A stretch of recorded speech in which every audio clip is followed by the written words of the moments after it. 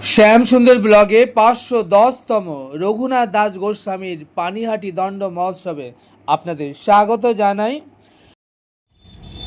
মধ্যমগ্রাম চৌমাথা থেকে অটো করে চলেছি সোদপুর জিটি রোড, ওখান থেকে যাব রঘুনাথের দণ্ড মহোৎসব পানিহাটি।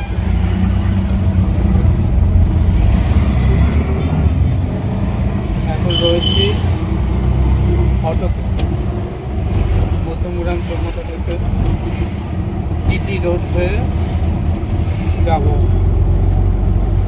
পানিহাটি গঙ্গার তীরে রঘুনাথের দণ্ড মহোৎসবে। দণ্ড মহোৎসব, দণ্ড শব্দের অর্থ হলো শাস্তি, আর মহোৎসব হলো সেই দণ্ডকে বা শাস্তিকে উপলক্ষ করে যে উৎসব পালিত হয়। আজ 27শে জুন 2026 শনিবার। আমাকে দেখছেন, আমি শ্যামসুন্দর চলেছি পানিহাটি 510তম রঘুনাথ দাস গোস্বামীর দণ্ড মহোৎসবে। কথা বলতে বলতে জিটি রোড হয়ে চলে এলাম পানিহাটিতে। এবার আমরা জানবো পানিহাটি রঘুনাথ দাস গোস্বামীর দণ্ড মহোৎসবের কিছু কথা। আদি সপ্তগ্রামের জমিদার এর বড় ভাই হিরণ্য এবং ছোট ভাই ছিলেন গোবর্ধন। এই গোবর্ধনের একমাত্র পুত্র হলেন রঘুনাথ দাস গোস্বামী। এই রঘুনাথ দাস গোস্বামী মহাপ্রভুর প্রিয়পাত্র ছিলেন। বড় ভাই হিরণ্যর কোনো পুত্র সন্তান না থাকায় এই দুই ভাইয়ের ঘরে একমাত্র আদুরের পুত্র ছিলেন এই রঘুনাথ দাস গোস্বামী। তখনকার দিনে রাজস্ব থেকে খাজনা আদায় হতো 20 লক্ষ স্বর্ণমুদ্রা, তার মধ্যে 8 লক্ষ স্বর্ণমুদ্রা ব্রিটিশকে দিতে হতো, বাকি 12 লক্ষ স্বর্ণমুদ্রা আয় হতো। এত বিপুল ঐশ্বর্যের মধ্যে রঘুনাথ দাস গোস্বামী বড় হয়েছেন। এই রঘুনাথ দাস গোস্বামী ছোটবেলা থেকেই ভক্তি মার্গের সঙ্গে জুড়ে ছিলেন। মহাপ্রভুর প্রতি ছিল তার অগাধ ভক্তি এবং বিশাল টান। এত বিপুল ঐশ্বর্য সম্পাদের মধ্যে তার কোনো আকর্ষণ ছিল না। অতি অল্প বয়সে বলরাম আচার্য নামে এক শিক্ষকের নিকট তিনি ছোটবেলা থেকে ভক্তিশাস্ত্র জ্ঞান লাভ করেন, যে কারণে সংসারের প্রতি তার কোনো তেমন মোহই ছিল না। যদুনন্দন আচার্য ছিলেন রঘুনাথের কুলগুরু। তিনি ছিলেন আবার অদ্বৈত আচার্য ঠাকুরের শিষ্য। ছোটবেলা থেকে এই রঘুনাথ দাস অর্থাৎ যদুনন্দন আচার্যের গৃহে তিনি যেতেন কৃষ্ণকথা শ্রবণ করতে। হরিদাস ঠাকুর ছিলেন একনিষ্ঠ মহাপ্রভুর ভক্ত। তিনি প্রায় এই যদুনন্দন আচার্যের গৃহে আসতেন। যবনকুলে জন্মগ্রহণ করার কারণে তিনি যদুনন্দন আচার্যের গৃহে প্রবেশ করতেন না। তিনি গৃহের আঙিনার এক কোণে বসে থাকতেন এবং নাম জপ করতেন। রঘুনাথ তাদের গৃহে যখন যেতেন এবং এই পরম ভাগবতের মুখে, পরম বৈষ্ণবের মুখে হরিকথা শ্রবণ করতেন। এমনিতেই রঘুনাথ দাস গোস্বামী ছোটবেলা থেকেই হরিভক্ত ছিলেন। তার উপরে এই সকল পরম ভাগবত, পরম বৈষ্ণবের মুখে তার মুখোচ্চারিত কৃষ্ণকথা, হরিকথা তিনি শ্রবণ করতে করতে রঘুনাথ দাস গোস্বামীর অন্তরে হরিভক্তি পাকাপাকিভাবে জায়গা করে নেয়।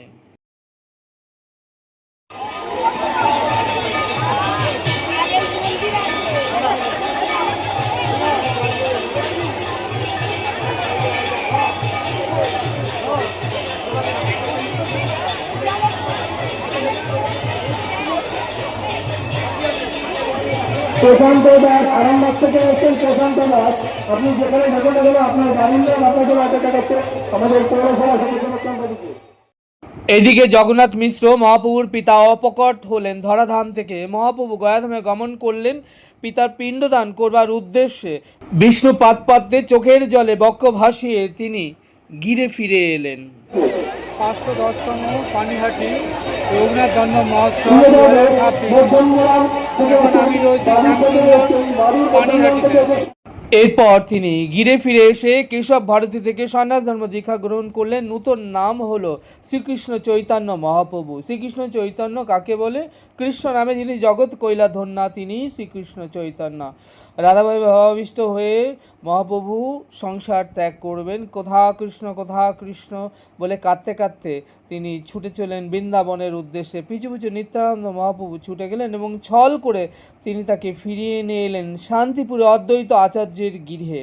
মহাপ্রভুর পিসেমশাই চন্দ্রশেখর আচার্য তিনি বললেন, নবদ্বীপবাসীর প্রাণ যে নিমায় তিনি সন্ন্যাস ধর্ম গ্রহণ করে গৃহ ত্যাগ করে নবদ্বীপ ত্যাগ করে চলে গিয়েছেন, এসেছেন এখন শান্তিপুরে অদ্বৈত আচার্যের গৃহে। সমস্ত নবদ্বীপবাসীকে খবর দিন, তাদের প্রাণের নিমাইকে তারা যেন এসে দেখে যায়।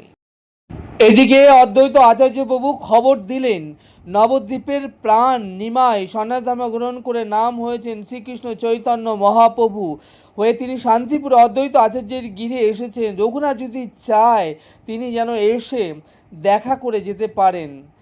এদিকে খবর পেয়ে রঘুনাথ দাস গোস্বামী তার পিতা গোবর্ধনের কাছ থেকে অনুমতি নিয়ে চলে এলেন মহাপ্রভুকে দেখতে। রঘুনাথ দাস যখন শান্তিপুরে এলেন অদ্বৈত আচার্যের গৃহে, তখন ভীষণ ভিড়, সমস্ত নবদ্বীপবাসী ভেঙে পড়েছে গৌরকে দর্শন করতে অদ্বৈত আচার্যের গৃহে। এমন সময় অদ্বৈত আচার্য প্রভুর নজরে পড়লেন রঘুনাথ দাস এসেছেন। রঘুনাথকে তিনি গৌরচরণে এনে দিলেন। রঘুনাথ গৌর কৃপা পেয়ে ধন্য হলেন এবং রঘুনাথ সেখানে থেকে গেলেন কয়েকদিন এবং মহাপ্রভুর উচ্ছিষ্ট প্রসাদ লাভ করে তিনি নিজেকে ধন্যাতিধন্য মনে করলেন। আপনারা এখন দেখছেন 510তম রঘুনাথ দাস গোস্বামীর দণ্ড মহোৎসব পানিহাটি 2026 এর সেই মহোৎসবের ভিডিওর ঝলক।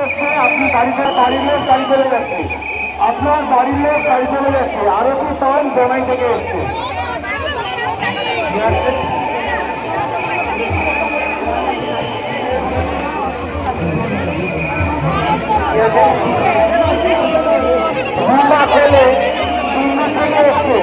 আপনার বাড়ির লোক রান্না মিস্ত্রির সামনে দাঁড়িয়ে আছে, আপনার বাড়ির লোক রান্না মিস্ত্রির সামনে দাঁড়িয়ে আছে, দিল্লি থেকে এসছে, আপনার বাড়ির লোক রান্না মিস্ত্রির সামনে দাঁড়িয়ে আছে। এরপর রঘুনাথ দাস গোস্বামী ফিরে এলেন সংসারে, কিন্তু তার মন আর কিছুতেই যেন সংসারে বসছে না। গৌরচরণে তার এত প্রবল অনুরাগ যে সংসার এত বিপুল ঐশ্বর্যের মধ্য থেকেও তার মন আর সংসারে কিছুতেই ভালো লাগছে না। একে বলে কৃপা। শাস্ত্র বললেন, মহতের কৃপা বিনা কোনো কার্য নয়, কৃষ্ণ ভক্তি দূরে রহু, সংসার না হয় ক্ষয়। রঘুনাথ দাস গোস্বামীর মন এখন গৌর চরণেই পড়ে রয়েছে, কোনো কার্যে এখন আর তার মনই বসছে না।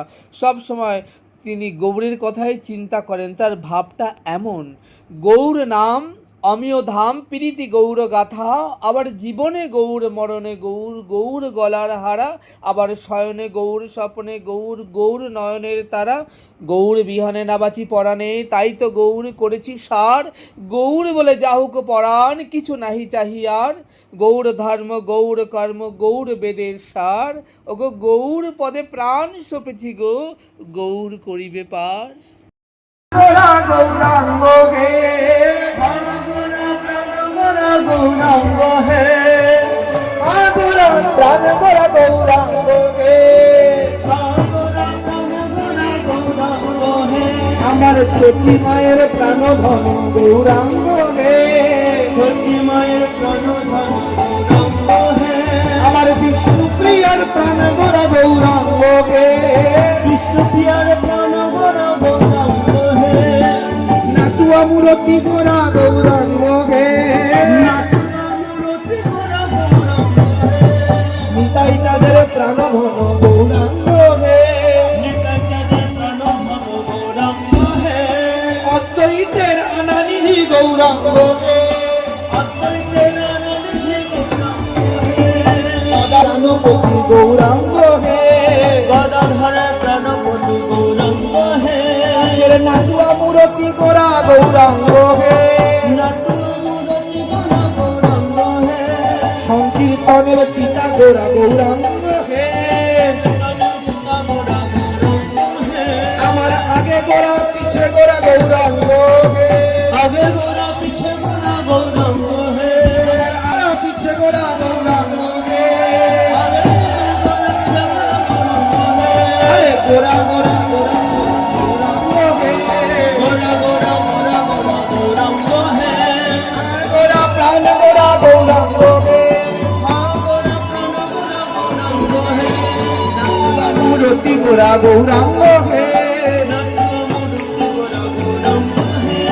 বিবাসের প্রাণ ধন গৌরাঙ্গ হে, বিবাসের প্রাণ ধন গৌরাঙ্গ হে, আগে গোরা গৌরাঙ্গ হে আগে গোরা পিছে গোরা গৌরাঙ্গ হে আমার চলনে বলনে গোরা গৌরাঙ্গ হে চলনে বলনে গোরা গৌরাঙ্গ হে গৌর বিনে আঞ্জানি না গৌরাঙ্গ হে গৌরাঙ্গ হে আমি গৌর বিনে আঞ্জানি না গৌরাঙ্গ হে হাত তুলে গোরা গোরা গোরা গোরা গৌরাঙ্গ হে গৌরাঙ্গ হে আরে গোরা গোরা গোরা গোরা গৌরাঙ্গ হে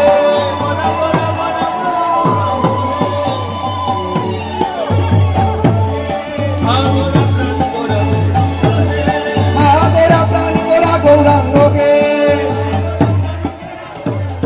আমার নবদ্বীপের মাঝে গোরা গৌরাঙ্গ হে নবদ্বীপের মাঝে গোরা গৌরাঙ্গ হে আমার নবদ্বীপের মাঝে গোরা গৌরাঙ্গ হে নবদ্বীপের মাঝে গোরা গৌরাঙ্গ হে শান্তিপুরের মাঝে গোরা গৌরাঙ্গ হে শান্তিপুরের মাঝে গোরা গৌরাঙ্গ হে আজ পানিহাটির মাঝে গোরা গৌরাঙ্গ হে পানিহাটির মাঝে গোরা গৌরাঙ্গ হে আমার বৃন্দাবনের মাঝে গোরা গৌরাঙ্গ হে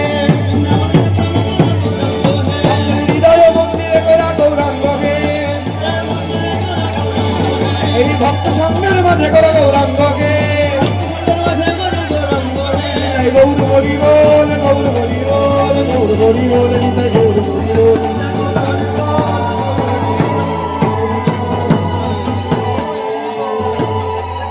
রাধে শ্যাম। এমন ভাবখানা রঘুনাথ দাস গোস্বামী, তিনি গৌর বিনে আন জানেন না। এদিকে রঘুনাথ দাস গোস্বামীর পিতা রঘুনাথের মনে ভাব এবং তার ছটপটে লক্ষ্য করে মনে মনে চিন্তা করলেন, ছেলেকে তো আর ঘরে বেঁধে রাখা সম্ভব হচ্ছে না। তাই ভাবলেন ছেলেকে যদি বিবাহ দেওয়া হয় তাহলে তার মন সংসারে বসলেও বসতে পারে। একথা তিনি চিন্তা করে এক অপরূপ সুন্দরী কন্যার সঙ্গে রঘুনাথ দাস গোস্বামীর বিবাহ দিলেন। 510তম রঘুনাথ জন্ম মহোৎসব পানিহাটি 2026-এ আমি শ্যামসুন্দর এখন রয়েছি পানিহাটিতে রঘুনাথ জন্ম মহোৎসব।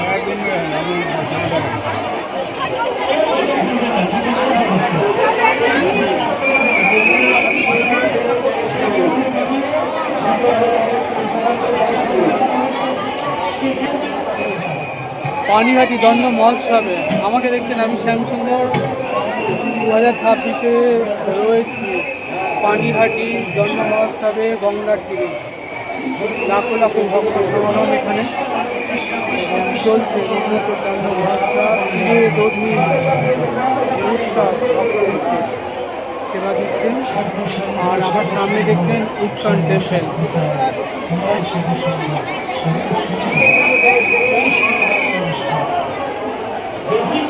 আমার সামনে দেখছেন ISKCON temple, international society for Krishna consciousness. এখন যাব ভেতরটা ঘুরে দেখব। এদিকে রঘুনাথ দাস গোস্বামীর স্ত্রী অপরূপ সুন্দরী, কিন্তু রঘুনাথ সে ঘরে থাকেন না। তিনি এদিকে ওদিকে চলে যান, বেশ কয়েকবার চলেও গেলেন। রঘুনাথ দাসের পিতা পেয়াদা পাঠিয়ে তাকে আবার ঘরে ফিরিয়ে আনলেন। এদিকে মহাপ্রভু সন্ন্যাস ধর্ম গ্রহণ করে তিনি বৃন্দাবনে যাবেন, কিন্তু এলেন মালদায় কানাইয়ের নাটশালায়। তখন বাংলার রাজধানী ছিল গৌড়, আর গৌড়ে নবাব ছিলেন Hussain Shah.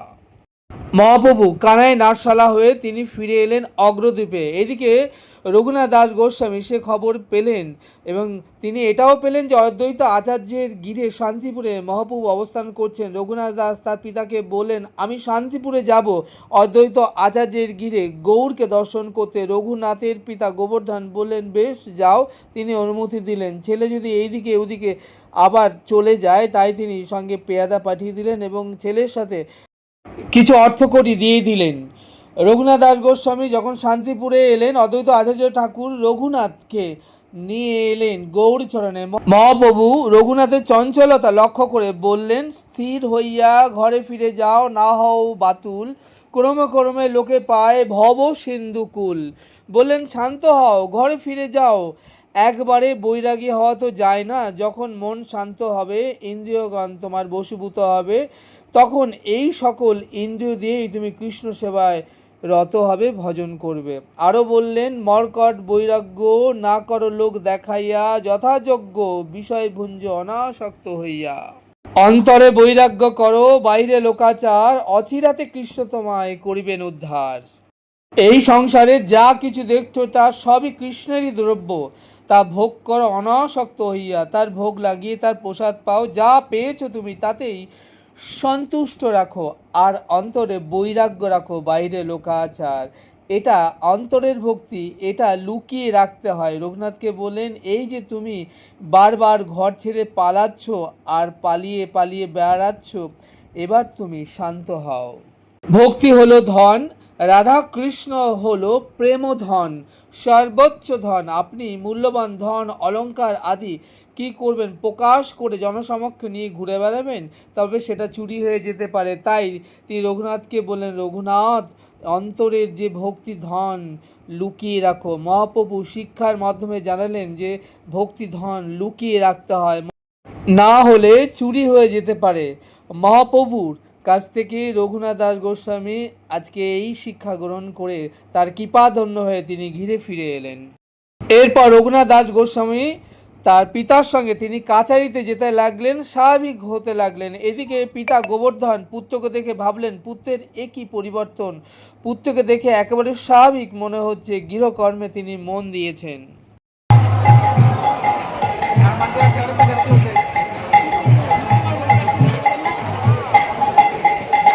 Hare Krishna, Hare Krishna, Hare Rama, Rama Rama, Hare Hare.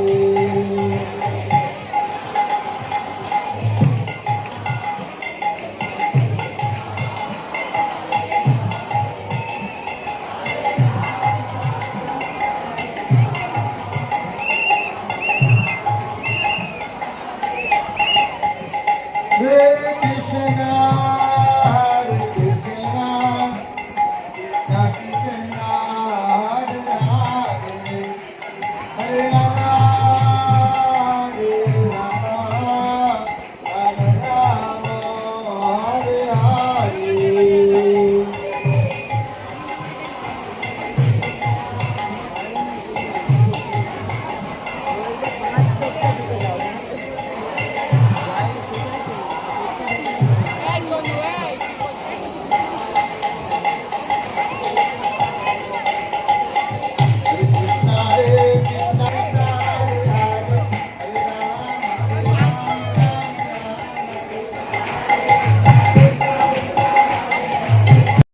আপনারা এখন দেখছেন পানিহাটিতে রঘুনাথ দণ্ড মহোৎসবে ইসকন এর যে প্রোগ্রামিং চলছে তার এক ঝলক। এদিকে রঘুনাথ দাস গোসাই মনে মনে ভাবলেন, এতদিন হয়ে গেল কৃষ্ণ তো কৃপা আমাকে করলেনই না, তাই তিনি মনে মনে ভাবলেন যা করবার আমাকেই করতে হবে। পুত্রের হঠাৎ এই চাঞ্চল্য আর এই রকম ভাব দেখে গোবর্ধন মনে মনে ভাবলেন, পুত্র তো কিছুই পাল্টায়নি। রঘুনাথ এর মা বললেন, শিকল দিয়ে পুত্রকে বেঁধে রাখো। গোবর্ধন বললেন, ইন্দ্রসম ঐশ্বর্য আর অস্ফরির ন্যায় সুন্দরী স্ত্রী ঘরে যাকে বাঁধতে পারল না, তাকে এই শিকল দিয়ে কি আর বেঁধে রাখতে পারবে? কৃষ্ণ কৃপা করে যারে, সে কি তাকে কবু ঘরে? এদিকে রঘুনাথ মনে মনে চিন্তা করলেন, নিত্যানন্দ প্রভু যতদিন না তার কৃপা হবে ততদিন আমি গৌরকেই লাভ করতে পারবো না। গৌর দেবার মালিক হলেন আমার নিতাই। বৃন্দাবনে কৃষ্ণকে দেবার মালিক যেমন আমার প্রেমময়ী রাধারানী, রাধারানী কৃপা ছাড়া কৃষ্ণকে যেমন পাওয়া যাবে না, তেমনি গৌরকে লাভ করতে গেলে আমাকে নিত্যানন্দের কৃপা অবশ্যই লাভ করতে হবে। 510তম রঘুনাথ দণ্ড মহোৎসবে আমি শ্যামসুন্দর এখন রয়েছে ইস্কন মন্দির, ইস্কন মন্দিরের ভিতরে। আপনারা দেখছেন ইস্কন টেম্পল। লক্ষ লক্ষ ভক্তদের সমাগম হয়েছে পানিহাটিতে রঘুনাথ দণ্ড মহোৎসবে 2026-এর রঘুনাথ দাস গোস্বামী দণ্ড মহোৎসব। আমাকে দেখছেন আমি শ্যামসুন্দর এখন রয়েছি পানিহাটিতে রঘুনাথ দাস গোস্বামী দণ্ড মহোৎসবে।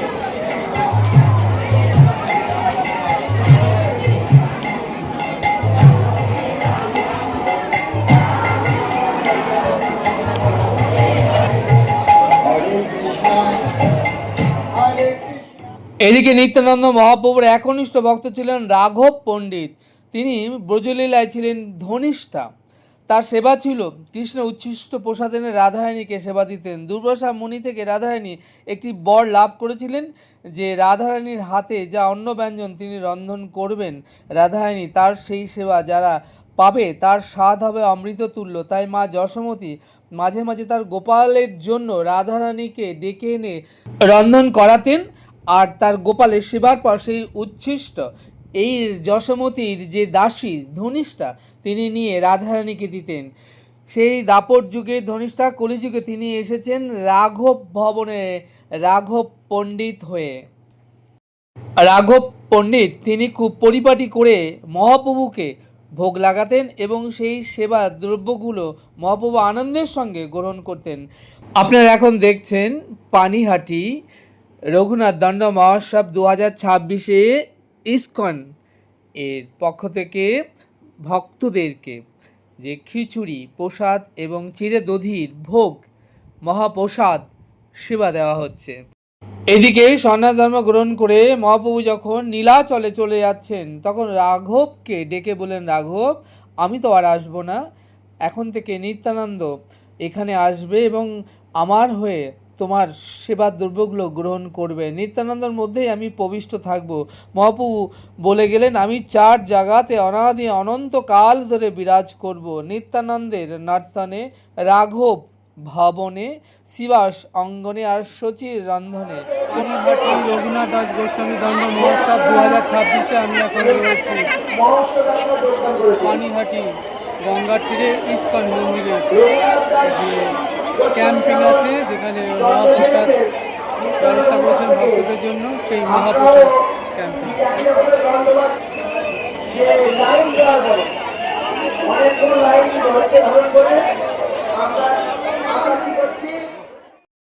কোনো অনুরাগী ভক্ত যদি চোখে প্রেমাঞ্জন লাগিয়ে এই সকল স্থানে আসে তবে অবশ্যই আমাকে লাভ করতে পারবে, আমাকে সে অনুভবে পাবে।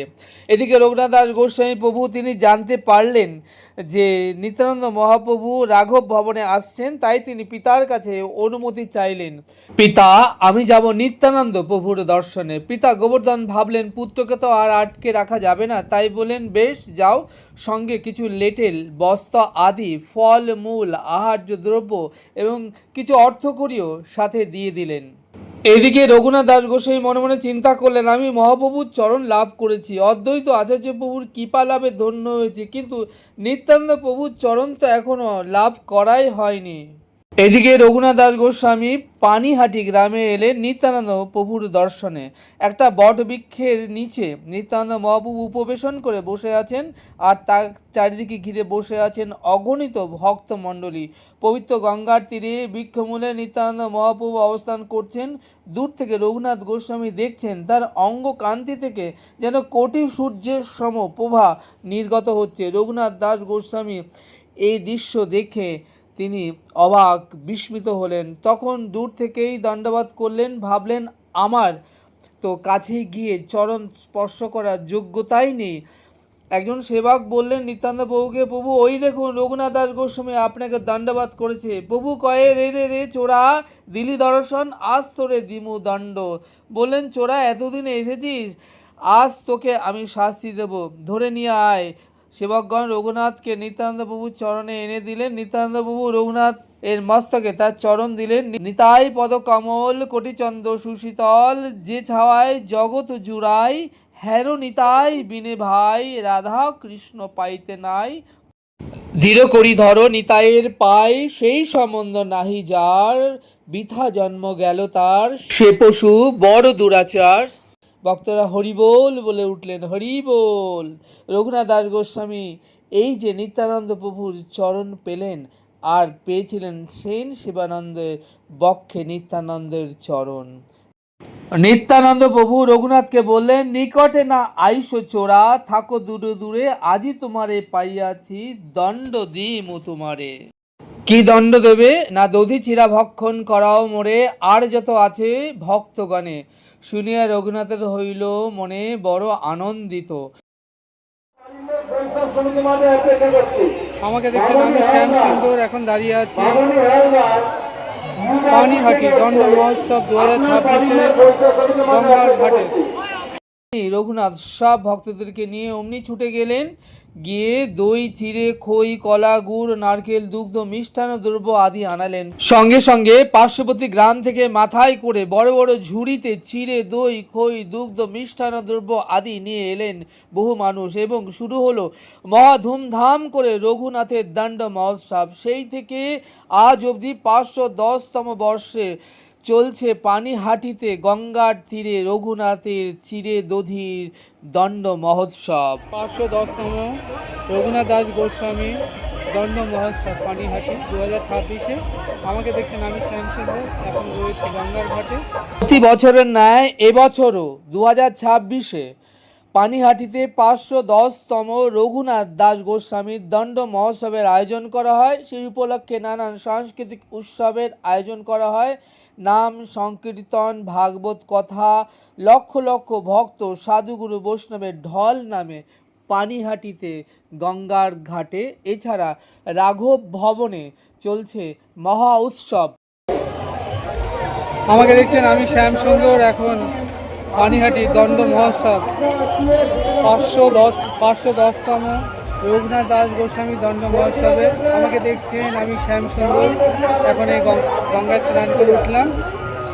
এরপর ধীরে ধীরে নিতাইগড় মন্দির দর্শন করব এবং পানিহাটি দণ্ড মহোৎসবে চিরা দধি ভোগে অংশগ্রহণ করে পুজো পাঠ বলে তারপর এখান থেকে ধীরে ধীরে গোপাল মন্দিরের দিকে প্রস্থান করব। এখন আমি স্নান করে উঠলাম সুরধনী গঙ্গায় পানিহাটি।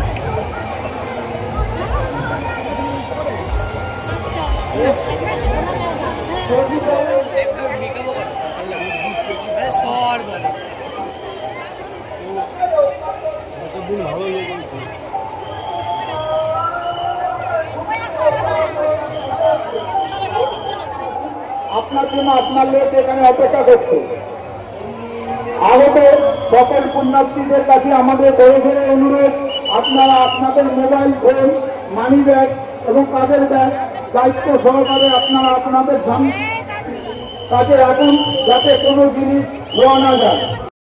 আজ 27শে জুন শনিবার 2026। আপনারা দেখছেন পানিহাটিতে পবিত্র গঙ্গার তীরে রঘুনাথ দাস গোস্বামীর 510তম চলছে দণ্ড মহোৎসব, এবং সেই উপলক্ষে লক্ষ লক্ষ সাধু গুরু বৈষ্ণব এবং পুণ্যার্থীর ঢল নেমেছে এবং চলছে চিরাদধির মহা ধুমধাম মহোৎসব। আপনারা এখন দেখছেন পানিহাটিতে ইসকন অর্থাৎ international society for Krishna consciousness দ্বারা আয়োজিত ইসকনের কালচারাল প্রোগ্রামিংয়ের ভিডিওর কিছু অংশ।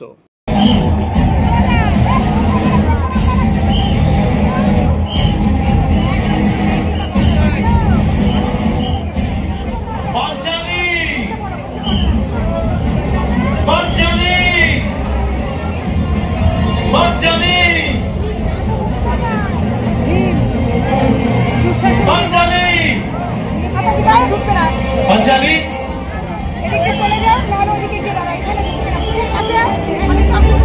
দাও পাঞ্চালি, আমি তোমারই অপমানিত কেশের জন্য দুঃশাসনের ছাতির রক্ত নিয়ে এসেছি।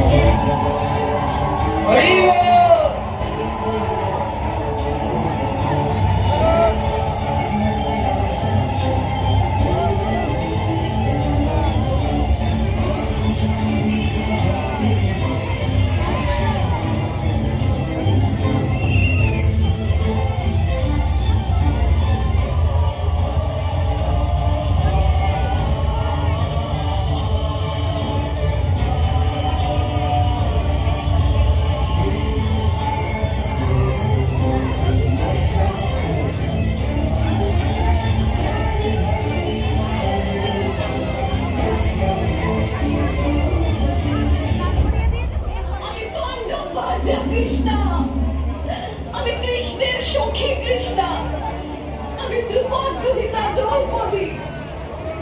আমি কারো পুত্রবধূ, কারো কন্যাস্থানীয়।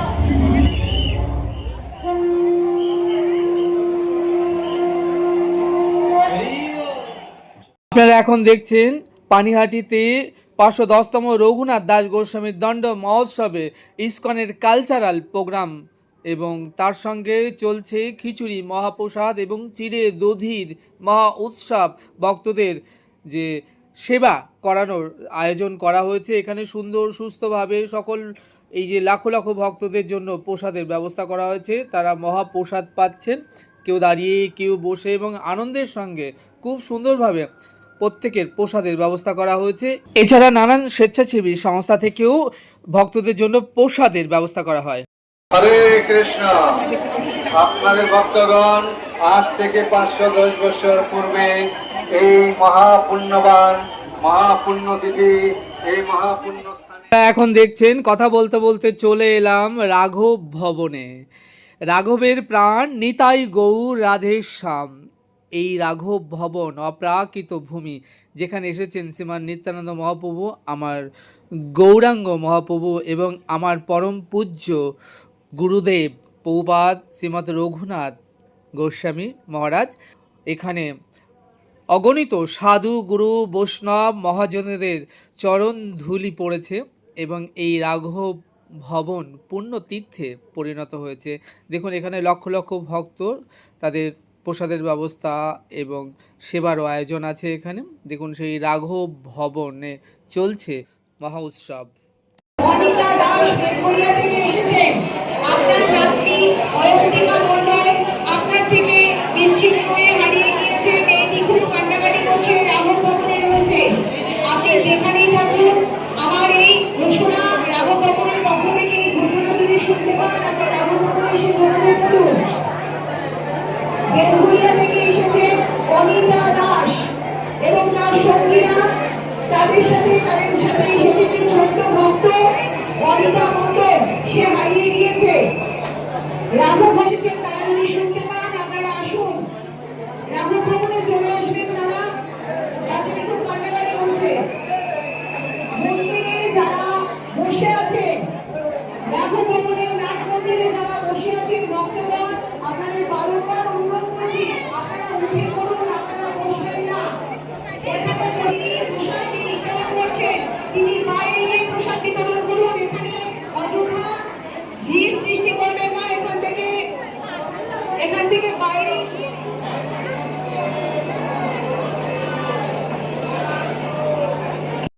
আপনারা দেখছেন রাঘব ভবনে রাঘবের ঝালি। এই যে ডান দিকে ঘরটায় দেখলেন, এই যে এটা রাঘব পণ্ডিতের ঝালি ঘর। এখানটায় মহাপ্রভু তো রাঘবের হাতে আনন্দের সঙ্গে প্রসাদ পেতেন, তারপরে নিত্যানন্দ মহাপ্রভু সেবা পেতেন। মহাপ্রভু যখন সন্ন্যাস ধর্ম গ্রহণ করলেন 24 বৎসরের অন্তে, সেই মাঘ মাস, যার শুক্লাপক্ষে প্রভু করিলা সন্ন্যাস নিয়ে যখন তিনি নীলাচলে চলে গেলেন, মহাপ্রভুর প্রিয় প্রিয় যা যা খাবার ছিল সেই সকল দ্রব্য আদি রাঘব ঝালিতে করে তিনি নীলাচলে গিয়ে মহাপ্রভুকে সেবা দিতেন। এই আপনারা দেখছেন সেই রাঘব ভবন। গানের মাধ্যমে আপনারা সারা বছরই এই সেবা কার্যের সাথে সংযুক্ত থাকতে পারেন। আপনারা যে স্মৃতিগুলো দর্শন করছেন, সেই স্মৃতিগুলোর ডান দিকে রয়েছে রাধারামজি। তিনি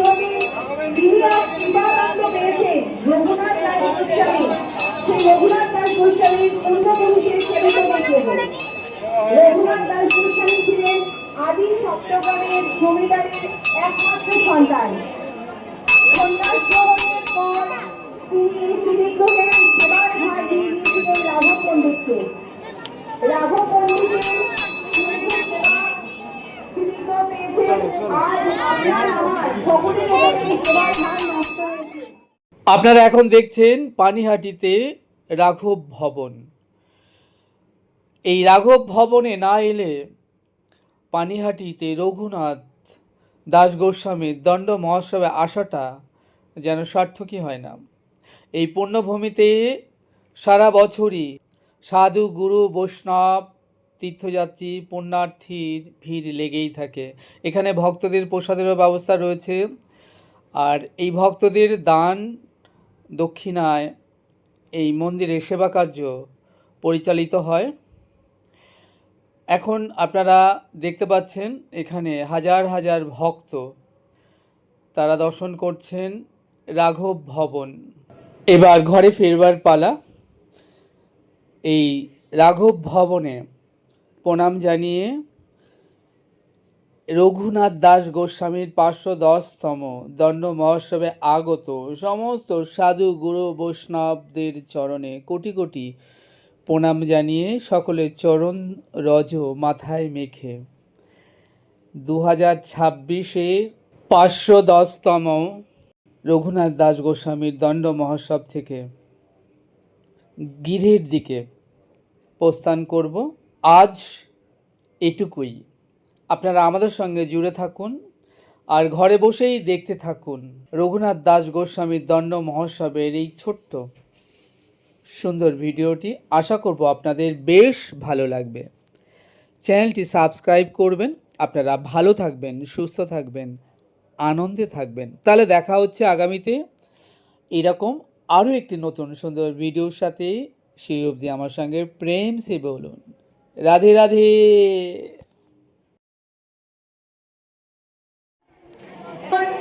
আর যে কৃপা আপনারা পেয়েছেন বহু বছর ধরে এখানে রঘুনাথ দণ্ড মহোৎসবে রাঘব ভবনের সামনে, আমার পেছনে রাঘব ভবন।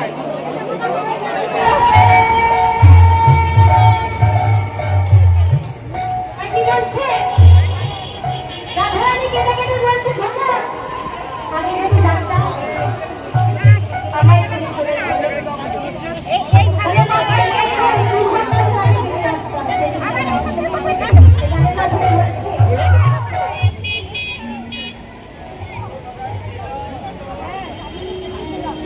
I want back.